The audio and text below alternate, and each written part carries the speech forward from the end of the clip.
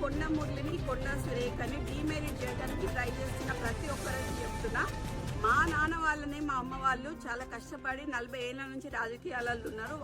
వాళ్ళు ఎంత తొక్కాలనుకుంటే వాళ్ళంత పైకి ఎదుగుతారు, అనవసరంగా పెట్టుకుంటున్నారు. ఇదంతా CM Vem Narender Reddy and Ponguleti చేస్తున్నారు.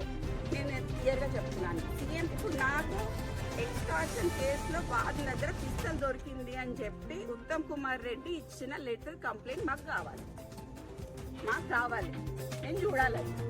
ఒకవేళ ఇచ్చిండ్రు అని అనుకో, అప్పుడు రోహిత్ రెడ్డి కూడా పార్ట్నరే కదా, రోహిత్ రెడ్డి కూడా అక్కడనే ఉన్నాడు కదా, రోహిత్ రెడ్డి పోవాలి కదా. రోహిత్ రెడ్డి అంతకుముందు ఎక్కడ ఉన్నాడు? సీఎం ఆఫీస్ ఉన్నాడు కదా.